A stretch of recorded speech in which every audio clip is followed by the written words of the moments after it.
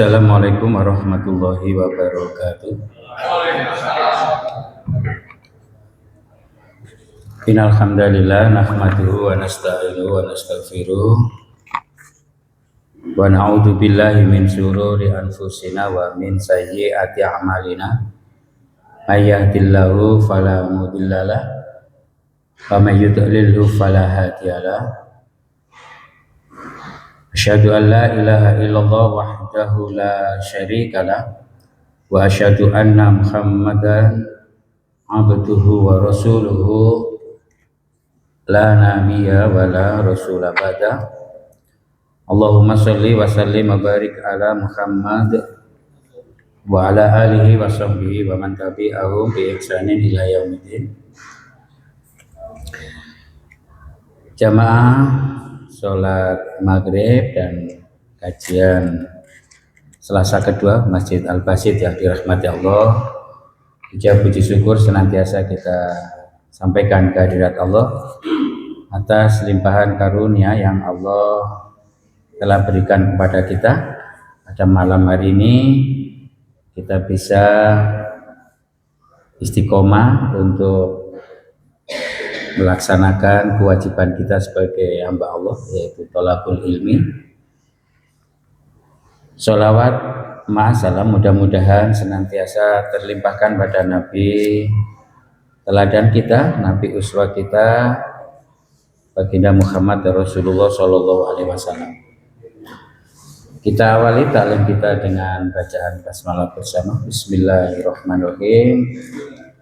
Masih dalam suasana Syawalan, saya mengucapkan taqabbalallahu minna wa minkum, taqabbal ya karim. Mudah-mudahan seluruh amal ibadah kita selama bulan Ramadan kemarin diterima di sisi Allah Subhanahu wa taala, sehingga kita kembali menjadi orang yang fitrah.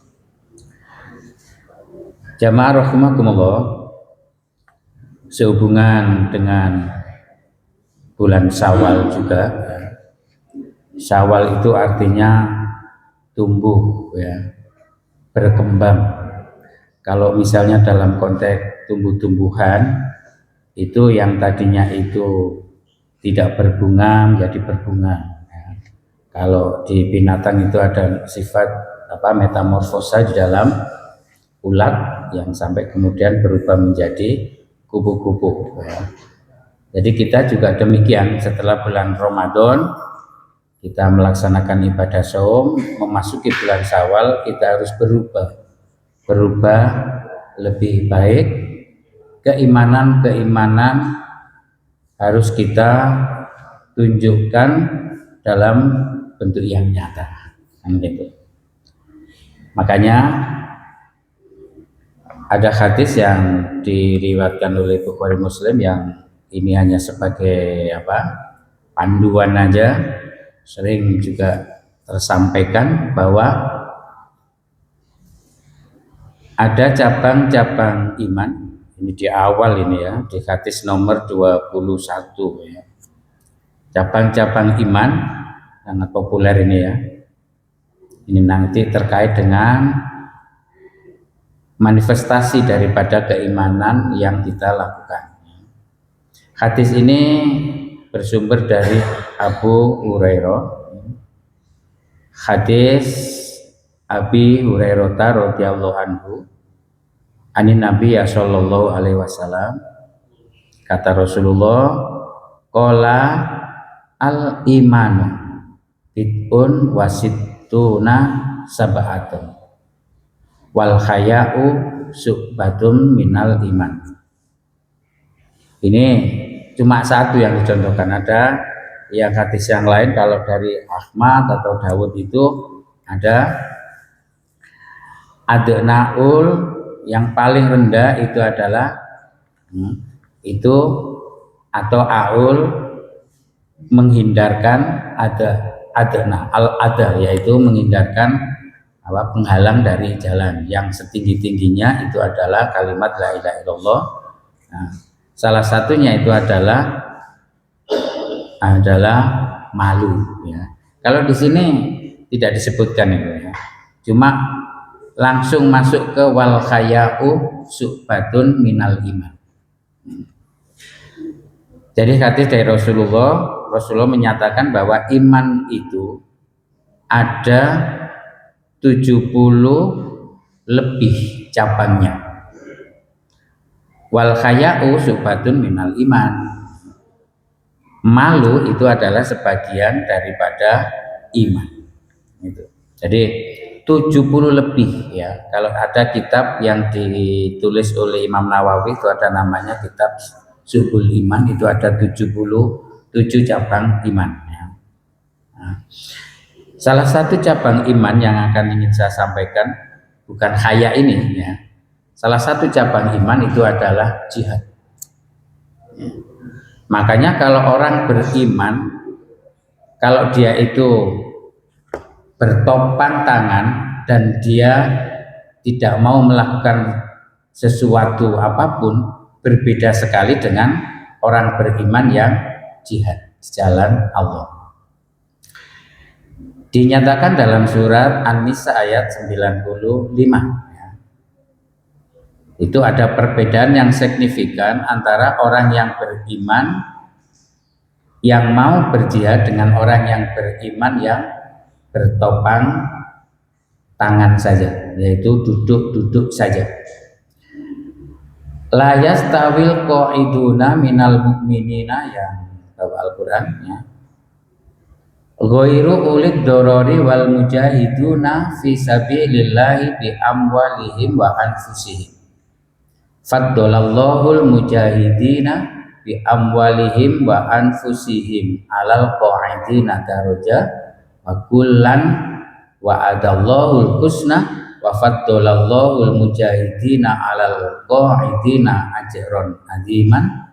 Di ayat 96-nya, darajatim minhu wa maghfiratan wa rahmah wa kanallahu ghafurur rahim. La yastawil qa'iduna minal mu'minin. Tidaklah sama orang yang duduk ya. Kok ada ya itu duduk ya. Duduk yang dia itu duduk apa? Kok ada itu duduk yang apa? Seperti jenengan gini. Ya, duduk anteng ya, duduk anteng wis gak apa? Gak ngefek, gak terpengaruh. Di apa? Di luar ada hujan deras, ada apa? Ada petir menyambar-nyambar, anteng. Jadi ya benar juga duduk anteng itu ya. Tapi itu harus hati-hati ya. Duduk itu orang-orang beriman yang seperti itu tidaklah sama. Kasus ini dialami oleh Umi Maktum waktu itu ya. Di mana Umi Maktum itu apa? Karena dia tidak bisa melihat, kemudian Umi Maktum itu nggak bisa beraktivitas, memang tidak bisa melihat. Ya aktivitas tentunya ibadah-ibadah yang sifatnya itu yang mampu dia lakukan, yaitu dengan sholat misalnya. Kalau berjihad dalam konteks apa perang dia tidak mampu, ya, tidak bisa. Nah, itu kemudian protes ke Rasulullah. Terus bagaimana dengan kondisi saya seperti ini ya Rasulullah? Ya. Kemudian ditambah dengan kalimat berikutnya itu ghairu ulid dorori, yaitu yang duduk-duduk dengan dia itu tidak mempunyai apa darurat, mempunyai apa kealasan yang menyebabkan dia tidak melakukan aktivitas. Kalau kamu kan buta ya nggak apa-apa, nggak ikut perang itu ya. Itu berbeda dengan wal mujahiduna fi sabilillahi bi amwalihim wa anfusihim, dengan orang-orang yang berjihad di jalan Allah dengan harta dan jiwanya. Allah faddalallahu mujahidina bi amwalihim wa anfusihim. Allah melebihkan orang-orang yang berjihad dengan harta dan jiwanya itu atas alal qaidina daraja, atas orang-orang yang beriman, yang duduk tenang saja. Apa perbedaannya? Mempunyai derajat yang lebih tinggi. Nah, kasusnya Ummi Maktum bagaimana? Wa kullan wa'adallahul husna. Kalau kondisi kamu seperti itu, setiap dari kalian itu ya, masing-masing dari kalian itu akan mendapatkan janji yang baik dari Allah. Wa'adallahul husna. Kalau memang ada darurat, kalau memang ada sesuatu yang alasan yang menyebabkan kamu tidak bisa melakukan sesuatu, itu ya Allah menerima itu, nanti ada bagiannya sendiri-sendiri. Tapi orang-orang yang mampu nggak boleh tinggal diam. Makanya seperti hadis Rasulullah yang sangat populer ya, man ra'a minkum munkar, barang siapa yang melihat kemungkaran di antara kalian, minkum itu dari kalian itu orang yang beriman, itu hendaklah fal yughayir, hendaklah mau merubah, jangan diam-diam saja. Nah, kalau ada kemungkaran itu nggak boleh diam saja. Kemudian kapasitas untuk mengubah itu sesuai dengan kapasitasnya masing-masing. Rubah dengan biaidihim, dengan kekuasaan kamu, tangan kamu. Makanya dulu sahabat-sahabat misalnya Abu Dzar Al-Ghifari itu sempat menuntut kepada Rasulullah kok nggak diberikan jabatan. Terus kemudian diturunkan beberapa ayat konsekuensi tentang masalah orang yang memegang amanat. Kalau kamu nanti ada jabatan, konsekuensinya seperti ini. Kemudian akhirnya dia melukru, nggak mau ya, abot. Karena apa? Rasulullah itu setiap mengangkat sahabat-sahabatnya itu sesuai dengan kapasitas beliau. Kalau misalnya nggak sesuai, dia tidak akan diberikan. Seperti salah satu sahabat yang menjadi gubernur di Syam itu ya, itu juga mampu karena diingatkan oleh Rasulullah, bagaimana kamu menetapkan sebuah hukum kalau kamu menjadi gubernur nanti, kami menggunakan hukum kitabullah. Kalau tidak kamu temukan di kitabullah, kami menggunakan hukum sunnah Rasul, yaitu hadis-hadis dari Rasulullah. Kalau kamu tidak temukan, kami akan menggunakan hukum yaitu ijtihad, yaitu para ulama, tapi kesepakatan bersama, tidak sendiri-sendiri ya. Baru kemudian kalau tidak kamu temukan, saya menggunakan ro'yu, akal sehat saya yang sesuai dengan hati nurani yang benar. Itu ya, jadi kalau asal jadi pemimpin kemudian nggak mempunyai kapasitas, kalau hukum nggak menggunakan tuntunan dari Allah, pokoknya aku jadi pemimpin, masih gak ada hukum Allah, gak ngerti sunnah, gak ngerti Al-Quran sama sekali, itu mundur ya. Kalau orang beriman ya, kecuali kalau orang nggak beriman. Kalau orang beriman pasti mundur, gak akan berani, karena konsekuensinya itu seperti itu. Makanya Abu Dzar Al-Ghifari itu setelah diberikan pandangan Rasulullah begitu, akhirnya abot ya Rasulullah, terus kalau begitu saya nggak mau jadi pemimpin gitu ya. Karena orang itu pasti akan mampu melihat kondisi dirinya sendiri. Kira-kira saya mampu nggak, menguasai nggak tentang hukum-hukum Allah, menguasai nggak tentang hukum-hukum Rasul ya. Kalau enggak, jangan coba-coba jadi pemimpin ya. Itu namanya kita melihat kemungkaran menggunakan BID. Kalau tidak mampu itu mundur dia. Jadi tidak memaksakan diri ya. Wah, gak iso harus mundur aja ya.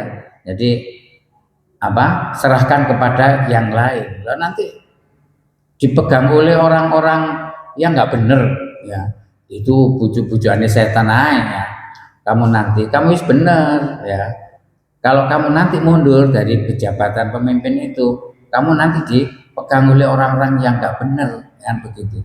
Kita memang juga memikirkan itu, tapi juga kita juga bertanggung jawab kepada diri sendiri. Karena begini, di yaumil akhir nanti itu orang itu tidak bertanggung jawab, saya itu mempertahankan jadi pemimpin itu ya Allah. Karena kasihan rakyat itu kalau nggak saya jadi, tapi kamu nggak bener ya. Itu ya, kamu menjatuhkan diri kamu sendiri ke dalam keterpurukan. Di surat Al-Baqarah ayat 195 itu dikatakan wala tulqu bi aidikum ila tahluka, ya. Janganlah kamu itu menjatuhkan diri kamu sendiri ke dalam kebinasaan dengan kemampuan kamu, yaitu dengan sudah tahu kita nggak mampu, ya, jangan kita memaksakan diri, ya, memaksakan diri untuk jadi pemimpin hanya karena omongan bisik-bisik tetangga, ya, kamu jos kamu kalau jadi pemimpin hebat kamu, ya. Jadi kamu nanti akan mampu menjadi pemimpin. Padahal hati nuraninya saya belum mampu ini. Wong menguasai Al-Quran aja belum bisa, menguasai hadis belum bisa. Hati-hati nanti, ya, kan seperti itu. Nah, itu namanya orang yang mendapatkan sesuatu wa kullan wa atallahul husna. Mendapatkan sesuatu sesuai dengan kemampuannya. Kalau dia nggak mampu begitu turun, ya. Bukan masalah turun menjadi orang yang rendah, tidak. Karena saya nggak mampu, saya tak menggunakan lesan saja, ya. Menggunakan lesan ini, kalau menggunakan lesan ini semua orang kena, kecuali orang yang tidak bisa bicara. Semua orang kena, ya. Di surat Al-Imran ayat 104 itu dikatakan bahwa wahai orang-orang beriman, ya ayyuhalladzina amanu wal takum minkum ummatu yad'una ilal khair, itu kena semua orang-orang yang mengaku dia umat Rasulullah, minkum umat Rasulullah, itu hendaklah yad'una ilal khair, harus mendakwakan tentang kebaikan. Bentuknya kebaikan itu ya'muruna bil ma'rufi wa yanhauna 'anil munkar. Ya. Jadi itu. Kalau itu yang kita lakukan, kita akan menjadi orang-orang la'alakum tuflihun itu. Ya, di ayat 104 ayat di surat Al-Imran, ya, surat Ali Imran. Itu semua kena. Semua kena. Jadi kita mau tidak mau, kalau kita ngaku sebagai umat Rasulullah, harus berdakwah. Ya, harus berdakwah itu. Makanya sebaik-baik orang itu di dalam berucap itu adalah berdakwah menuju kepada jalan Allah. Di surat Fussilat, ya, ayat 33 itu dikatakan waman aksanu qaulan, dan siapakah orang-orang yang mengucapkan ucapan yang aksan, paling baik, ya, itu adalah orang-orang mimman da'a ilallah, orang-orang yang mengajak kepada jalan Allah. Dan kita mampu itu, semua orang beriman mampu seperti itu, ya. Jadi kalau ini dilakukan, ya, bagi orang yang memang mempunyai kemampuan, kita mampu, ya. Baru kemudian yang kalau kita nggak mampu itu baru menggunakan ingkar bil qalbi itu. Nah, kembali kepada ayat ini, ya. Jadi orang-orang yang beriman, yang berjihad bersungguh-sungguh, ya. Jihad itu jangan diartikan perang saja, ya. Jihad itu adalah juga semangat bersungguh-sungguh seperti jenengan hari ini, ya, bersungguh-sungguh untuk menuntut ilmu, itu juga jihad. Walaupun walaupun suasananya itu sepi, ya, tapi tetap jihad. Wong saya begini, saya kadang-kadang gini, kalau di Nganjuk atau di tempat yang lain itu, kalau Ahad itu kan ada khotmil Quran. Khotmil Quran itu mulai dari subuh sampai nanti sampai zuhur. Itu di sana itu begitu hari Ahad itu, ya. Itu tak lihat, itu sing baca itu main sendiri orang itu. Tapi semangat karena masuk begitu mungkin ya. Semangatnya karena masuk begitu. Itu namanya semangat sungguh-sungguh jihad. Ya. Walaupun terlepas dari apakah dia ria atau tidak itu urusan dia dengan Allah. Tapi itu sendiri loh, ya, nggak ada temennya. Ya. Itu terkesan koyo apa? Karena ya itu tadi terinspirasi karena nilai pahala, gitu ya. Pahalanya banyak kan seperti berlipat dengan baca Al-Quran itu. Lah itu semangat walaupun nggak untuk temennya. Ya. Kadang bahkan ada yang dulu saya masih kecil-kecil itu ya, masih usia SMP SMA itu, SMP ya, belum bisa ngaji bener ya. Itu ya memang ini pengalaman, mengalami sendiri. Tadarus itu sampai tengah malam saya dulu itu ya, belegak pelegu semangat sampai ngantuk semangat sampai kemudian pernah diingatkan waktu itu di apa itu di Masjid Sentanan ada, di Masjid Takwa juga ada. Kalau di Masjid Takwa dibatasi oleh Pak Toha, ya. Somsongo wis leren mas kan itu. Kalau di Masjid Sentanan, Masjid Nadiyin itu ya, masjid yang sekarang dekatnya gereja masjidnya Pak Rukan itu, masjidnya Ustadz Mu'anang itu ya. Dan kemarin istrinya meninggal itu disolatkan di Masjid Muasim itu. Nah, itu dulu di situ saya belajar ngajinya juga di situ. Itu sampai jam 12 sampai jam 1 pelegak-peleguk ngantuk, semangat ijenan ya, ijenan ya. Kan gitu. Itu dulu itu seperti karena semangat seperti itu. Inilah tapi semangat yang salah, maksudnya kan begitu ya. Kita semangat harus ada tuntunan yang benar, kan itu. Seperti kita menuntut ilmu, walaupun sendirian, ya, kita tetap belajar ilmu. Ada namanya itu muridnya Muhammad Abdu, ya. Itu sendirian. Nah, Muhammad Abdu yang dia itu murid sendirian, ya. Itu gurunya itu dari Syiah sebenarnya Muhammad Abdu. Dan Muhammad Abdu ini apa? Tapi Syiah yang bagus memang, tidak semua itu Syiah itu jelek ya. Itu bagus keilmuannya dan kemudian pemikiran Muhammad Abdu ini kemudian diikuti oleh Haji Ahmad Dahlan ini ya. Jadi tafsir beliau seperti tafsir Al-Manar itu diikuti oleh beliau ya. Ini dia belajar sendirian pada seorang guru itu. Saya juga mengalami misalnya belajar nahwu misalnya, nahwu sorob misalnya, itu awal-awal ngaji itu temannya banyak, bisa 10 bisa 15, tapi merotoli ya, merotoli tinggal 1 tinggal 2 ya, itu tapi semangat ya.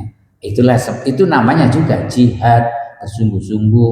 Makanya kalau di surat apa Al-Ankabut ya, surat Al-Ankabut ayat 69 itu dikatakan bahwa orang yang bersungguh-sungguh itulah orang yang mendapatkan hidayah dari Allah. Walladzina jahadu fina lanahdiyannahum subulana. Kalau nggak sungguh-sungguh ikut-ikutan aja ya nggak akan dapat itu. Nah, Wafaddolallahu mujahidina alal qaidina ajron azima. Dia akan mendapatkan pahala. Perbedaannya orang-orang beriman yang berjihad di jalan Allah dan orang beriman yang duduk-duduk saja tidak melakukan aktivitas ya, itu orang yang berjihad di jalan Allah itu mendapatkan ajron azima, pahala yang sangat besar. Bentuknya pahala itu apa? 1 derajat yang unggul, darajatin minhu di ayat 96-nya itu. Yang kedua wa maghfiratan, ampunan dari Allah. Yang ketiga wa rahmatan, rahmat dari Allah. Maka Allahu ghafurur rahimah, dan Allah adalah Maha penerima ampunan dan Maha penyayang. Nah, ada 3 orang yang berjihad di jalan Allah itu yang dia akan peroleh. Ini salah satu bagian daripada cabang iman jihad itu ya. Kalau kita nggak melakukan itu, berarti bulan Ramadan kemarin mestinya kita di bulan Syawal ini harus tumbuh berkembang ya. Harus semangat menambah keilmuan kita, menambah semangat berjuang. Kalau kita stagnan, mandek saja, itu namanya kita tidak berhasil. Yang makanya yang disebutkan taqabbalallahu minna wa minkum, ya, diterimanya seluruh amal ibadah kita di sisi Allah Subhanahu wa taala itu bukan yang lewat, tapi justru semangat kita setelah kita di bulan Ramadan itu yang diterima. Jadi diterimanya tanda-tanda diterimanya amal ibadah puasa kemarin di bulan Ramadan itu justru di bulan Syawal dan seterusnya itu semangat kita itu untuk berjihad. Jihad kembali lagi bukan perang ya. Jihad semangat untuk melakukan yang bersifat itu adalah sesuatu yang baik itu lebih semangat lagi. Bukan malah melempem ya. Malah melempem mari Ramadan wis leren kabeh yang maca Quran leren ya. Ya ngajinya leren. Kemarin semangat kita ngaji. Setiap ada pengajian rawame pul gitu ya. Habis gitu mari Ramadan pray ya kan gitu. Ya, pray gitu. Nah, satu derajat yang akan didapatkan oleh orang-orang yang berjihad itu. Kapan derajat orang berjihad itu akan diberikan kepada orang beriman yang membedakan dari orang yang duduk saja? Mendatangi majelis taklim. Ya. Jadi kalau kita itu mendatangi majelis taklim itu namanya kita berjihad ya. Di surat Al-Mujadalah ya, surat ke berapa itu? 53 itu ya. Surat Al-Mujadalah ya. Itu ayat 11 ya. 58 ya, 58. Ayat 11 itu dikatakan begini ya. Di penghujung ayatnya sih. Tapi itu dituntut kita ya. Ya ayyuhalladzina amanu idza qila lakum tafassahu fil majalis fafsahu yafsahillahu lakum wa idza qila suzu fangsuzu yarfa'illahu alladzina amanu minkum walladzina utul ilma darajat. Wallahu bima ta'maluna khabir. Wahai orang-orang beriman, apabila dikatakan kepada kalian untuk berlapang-lapanglah menuju kepada majelis ilmu, ya, fafsahu, maka Allah akan, kalau kamu berlapang dalam majelis ilmu itu, yafsahillahu lakum, Allah akan melapangkan. Nah ini melapangkan masuk surga, melapangkan dada kita ya. Jadi orang yang punya ilmu itu nggak gampang dibujui ya. Nggak gampang dipuji. Misalnya kemarin itu ya muncul berbagai macam di media sosial, misalnya ada gus-gus itu ya, gus-gus itu yang menyampaikan amalan-amalan tertentu ya, yang ini dengan amalan tersebut itu kita akan mendapatkan ampunan dari Allah. Baca ya kalimat ini ya, sekian kali kamu akan dijamin akan masuk surga, kan seperti itu. Karena kita nggak punya ilmu, kita ikutin saja ya. Padahal masuk surga itu kan bukan begitu ya. Masuk surga itu nggak karena kita melakukan amalan yang bersifat lafdiyah itu, tapi amalan yang harus bersifat nyata, misalnya seperti itu ya. Itu hati-hati ya.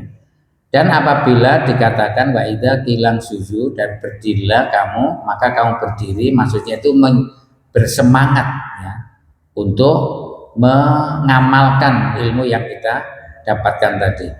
Allah akan yarfa'illahu ladina amanu minkum. Allah akan mengangkat orang-orang beriman di antara kalian dan orang-orang yang mempunyai ilmu ya.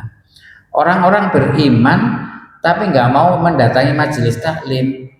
Nah, mudah-mudahan kita masuk di dalam ini ya, mendatangi majelis taklim ya, sehingga kita mendapatkan derajat ya. Jangan di rumah tengok-tengok ya.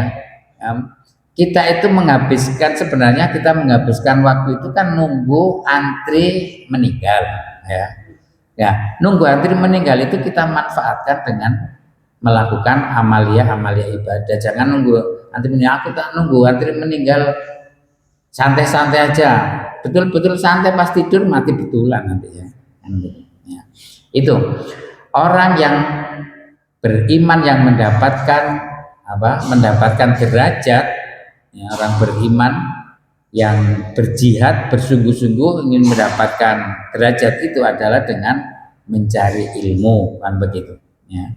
Yang kedua, orang-orang yang berjihad itu akan mendapatkan ampunan dari Allah.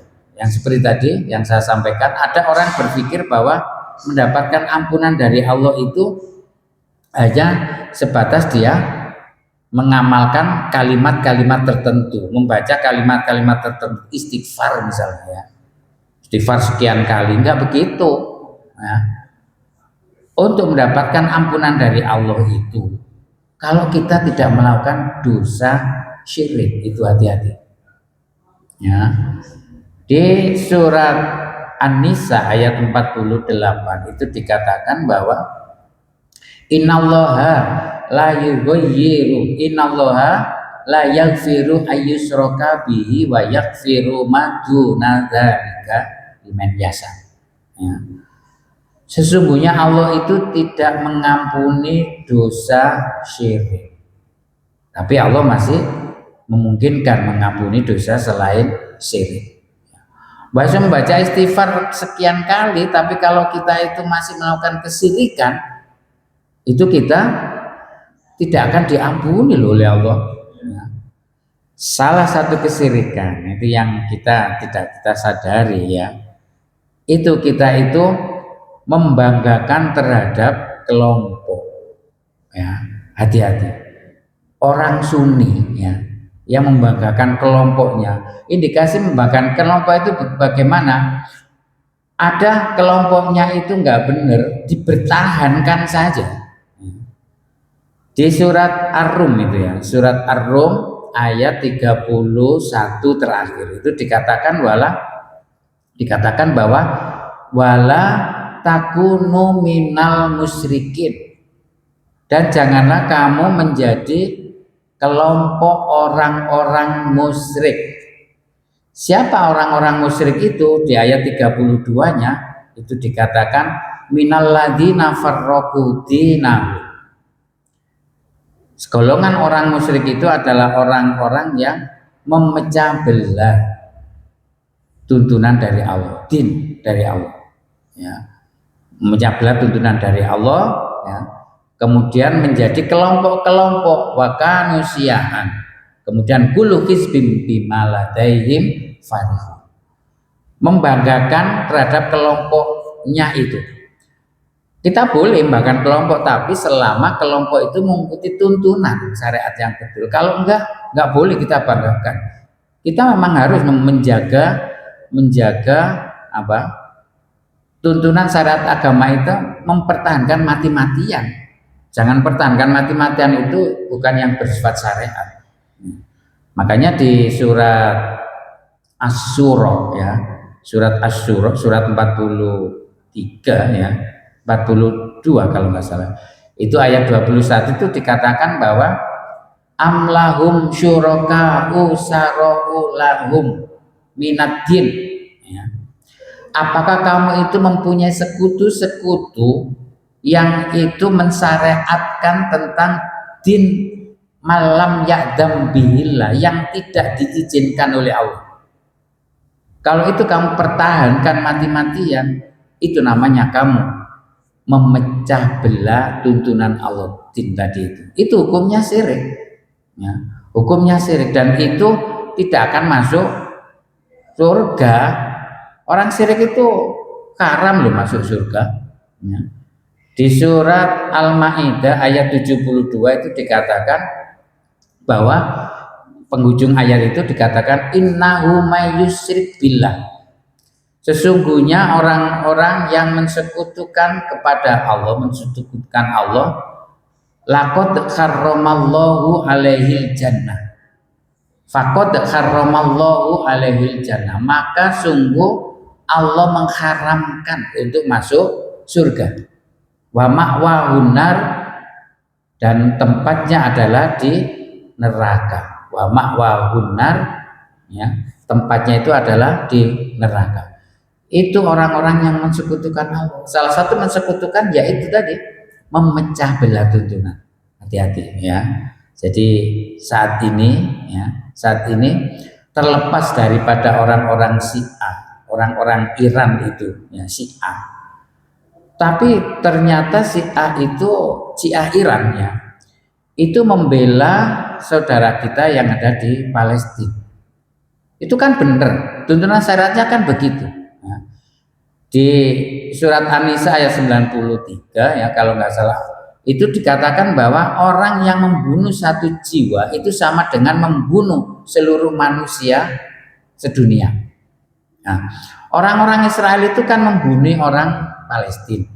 Ya, itu nggak hanya satu, ya beribu-ribu orang itu dibunuh. Dan yang dibunuh kalau seandainya gentle, orang-orang Israel itu perang dengan Palestina, mestinya perangnya itu kan dengan Hamas. Ya. Tapi kan enggak kan, yang dibomi itu anak-anak kecil ya, ibu-ibu, orang-orang tua yang dia bukan tentara. Ya. Yang dia bukan tentara itu yang dibunuh mereka, yang digenosida, yang dihabiskan itu. Ya. Bukan pasukan militannya Palestina itu, yaitu Hamas itu bukan itu. Lah, kalau dia membunuh sesama tentara itu boleh. Rasulullah juga membolehkan ya. Perang itu sama senjata. Makanya dulu misalnya Salahuddin Al-Ayyubi ya. Salahuddin Al-Ayyubi itu kalau bermusuhan dengan musuhnya itu kalah ya, pemimpinnya saat itu kalah, kan mestinya langsung aja kita menang ya. Itu kalah, tidak kan, disuruh mundur ya, kita mundur pasukan mereka, tapi diminta kamu menyerah atau tidak. Kalau nggak menyerah meneruskan perang ya, kita berhenti dulu karena pemimpin kamu dalam keadaan luka kan begitu. Kalau Iran dengan Amerika kemarin kan ada gencatan senjata ya, kan begitu. Itu bagian daripada kemenangan juga seperti kasusnya Salahuddin Al-Ayyubi. Nah, intinya begitu. Salahuddin Al-Ayyubi begitu. Karena mereka mengalami kondisi keterpurukan, mempersiapkan diri perang lagi, nanti senjata dulu nggak apa-apa. Ya. Tapi perang betulan. Makanya Iran itu menyerang Amerika, menyerang Israel dan beberapa pangkalan di pangkalan Amerika di Timur Tengah, yaitu negara-negara Arab itu ya, itu karena pangkalannya itu bukan orangnya, pangkalannya ini. Jadi kalau Iran itu nakal dihancurkan semua. Nah, Israel kan, Amerika kan nggak benar. Yang diserang pertama itu kan lembaga pendidikan sama rumah sakit yang diserang itu, sehingga otomatis lah lembaga rumah sakit, terus kemudian perkantoran yang dimana Ali Khomeini waktu itu berkantor di situ, itu bukan tempatnya untuk diserang harusnya, makanya marah dia, itu betul. Nah, kalau memang ingin nyerang Iran, itu pasukannya yang dimana itu diserang. Israel, Amerika itu kan nggak begitu cara menyerangnya itu, menyerang kepada yang dalam kondisi nggak siap itu diserang, ya, harusnya nggak begitu. Islam seperti itu mengajarkan kita boleh perang, tapi perang itu selama musuh kita itu siap. Kalau musuh kita nggak siap, kita boleh memberikan peluang seperti Salahuddin Al-Ayyubi itu. Kamu melanjutkan perang atau tidak? Melanjutkan. Ya sudah, kalau begitu kamu berbenah dulu karena pemimpin kamu luka, dan begitu. Ya, kita mundur juga, kan begitu. Ternyata Salahuddin Al-Ayyubi ini di samping seorang komandan perang, ternyata dia juga ahli kesehatan juga. Kemudian mendatangi dengan menyamar sebagai orang biasa, menyembuhkan pemimpin itu, ya, orang kafir itu. Kemudian setelah sembuh perang lagi, ya nggak apa-apa itu, dalam Islam seperti itu. Nah, kembali ke tadi itu. Jadi yang kedua, kalau kita ingin menjadi orang yang beriman, yang mendapatkan ampunan dari Allah Subhanahu wa taala, kita harus bersungguh-sungguh ya, disungguh-sungguh kita di dalam menghindari kemusyrikan. Yang terakhir yaitu mendapatkan rahmat dari Allah. Orang yang mujahidin mendapatkan rahmat dari Allah itu siapa? Itu diterangkan cukup panjang ayatnya di surat At-Taubah ayat 71 ya. Satu di antaranya yang kita ingin sampaikan, orang mendapatkan rahmat dari Allah, orang beriman mau bersungguh-sungguh mendapatkan rahmat dari Allah, itu caranya dia ba'duhum auliya'u ba'din. Ya, kan itu ayatnya ya. Al mu'minuna wal mu'minatu ba'duhum auliya'u ba'din. Ya muruna terus panjangnya ulaika sayarhamu umullah. Jadi orang beriman laki-laki dan orang beriman perempuan itu yang mau tolong menolong ya, sesama mereka. Tolong menolong dalam hal apa? Dalam hal kebaikan. Kalau di surat Al-Maidah ayat 2 itu yaitu wa ta'awanu 'alal birri wat taqwa. Jangan sampai wala ta'awanu 'alal ismi wal udwan. Kita lihat keberpihakan kita saat ini. Kita Sunni sudah betul, tapi pihak kita keberpihakan kita kalau kita kepada Sunninya orang-orang Arab Saudi yang saat ini gak bener kita ya. Karena apa? Membiarkan saudaranya di Palestina ya, itu dibantai habis oleh orang Israel ya. Itu nggak mau, walaupun terlepas dari Iran itu baru menyerang setelah dia diserang. Kok tadinya Iran kok nggak mau membantu seperti itu ya. Itu kan karena sudah diembargo dia ya, sekian tahun selama 79 sampai saat ini kan masih diembargo dia oleh Amerika itu seolah-olah, tapi dia mempersiapkan diri dengan sebaik-baiknya diserang karena memang Iran itu yang tidak mau tunduk pada Amerika akhirnya diserang. Kenyataannya ya, senjata makan tuan, Iran tidak diam saja, balik menyerang, kemudian justru menghancurkan mereka. Ini bagian daripada orang-orang yang mengimani kepada jihad.